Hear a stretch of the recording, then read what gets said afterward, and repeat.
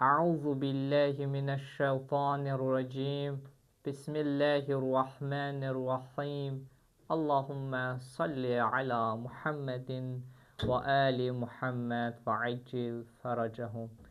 İmam Cavad əleyhissalam belə buyurmuşdur.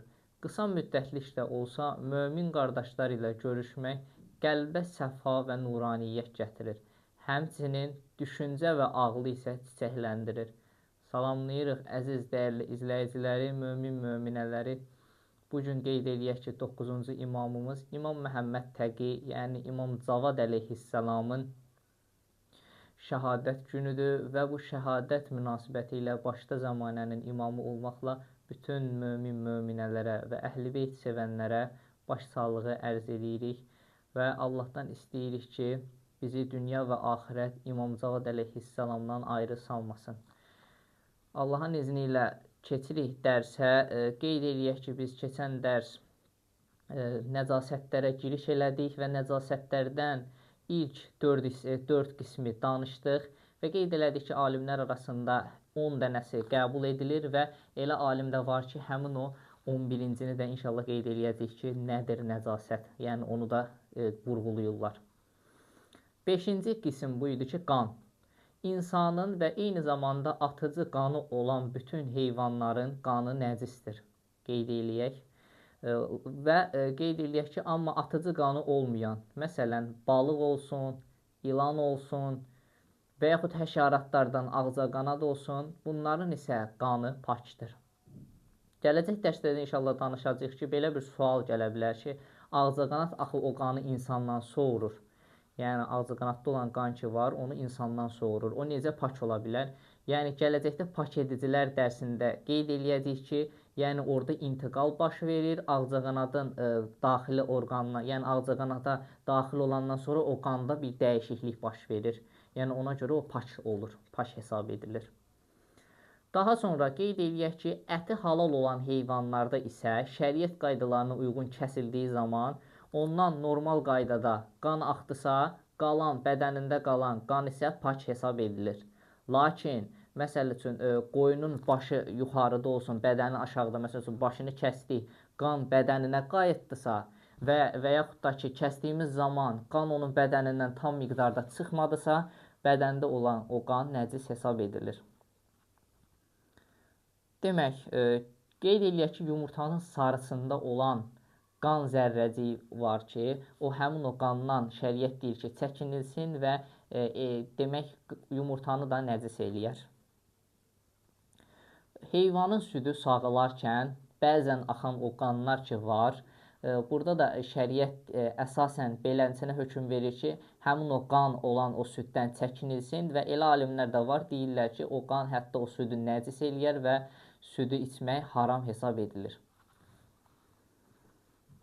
Daha sonra bir məsələni qeyd edirik. Ağızdan gələn qan elə olur ki, dodaqdan və yaxud dişin dibindən ağıza qan gəlir. Bu zaman əgər o qan ağız suyu ilə qarışıb aradan getsə, o qan pakdır və udmağı da icazəlidir, amma alimlər deyir ki, gərək qəsdən insan onu udmasın. Yəni, əgər bilirsə, o qanı çölə atsın. Daha sonra ağızdan gələn o qan ki var, ağız suyu ilə qarışdığı zaman aradan getmirsə, yəni o qan artıq nəcis hesab edilir, gələn insan onu ağızdan atsın. Demək, yemək bişən zaman içərisinə düşən qan nəcis hesab edilir və ümumilikdə bütün yeməyi də nəcis edər və o yeməyi də yemək haram olar. Çünki odda bişmək olsun, yəni o yemək, məsəl üçün, nəysə bir şey qaynayırsa, o qaynamaq həmin o yeməyi pak eləməzdir. Yəni, qaynamaq nəticəsində o pak olmaz.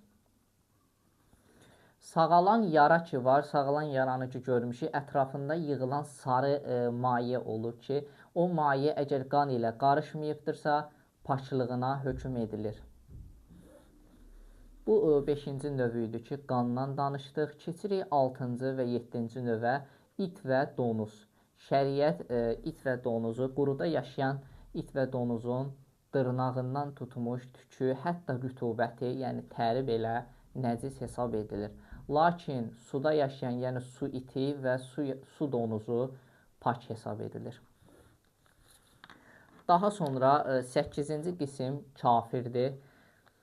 Allaha və Peyğəmbərinə etiqadı olmayan və yaxud onlarda şəkk eləyən, Allaha şərik qoşan və yaxud Allahın rəsuluna iman gətirməyən, axirəti inkar eləyən, namaz, orucu inkar edən kəs, düşmənçilik səbəbi ilə məsumları söyən kəs, hətta Quranın bir ayəsini belə inkar edən kəs kafir hesab edilir və onun nəcisliyinə hökm olunur. Və həmçinin qeyd eləyək ki, Yəhudi və Xristiyanlar ki var, alimlərin görüşü budur ki, əsas görüşlərdə, yəni tövsiyə olunan görüş budur ki, onlardan da çəkinilsin. Daha sonra kafir bildiyimiz kimi, o da tükdən dırnağına kimi nəcis hesab edilir və onun həmçinin təri də nəcisdir ki, gərək çəkinək. Həddi-buluğa yetişməmiş uşaq, əgər onun atası, anası, nənəsi və yaxud babasının hər biri, yəni atası da olsun, anası da, nənəsi də, babası da kafirdirsə, o uşaq, yəni həddi-buluğa yetişməyən o uşaq nəcis hesab edilir.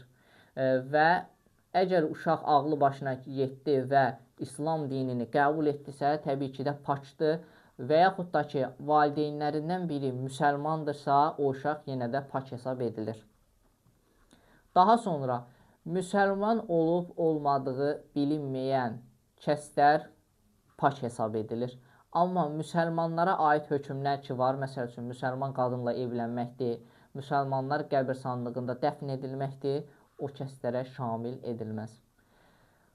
Demək, 8-ci qismi ki qeyd elədik, inşallah gələn dərsdə davamını deyəcəyik, nəzərinizə çatdıracağıq.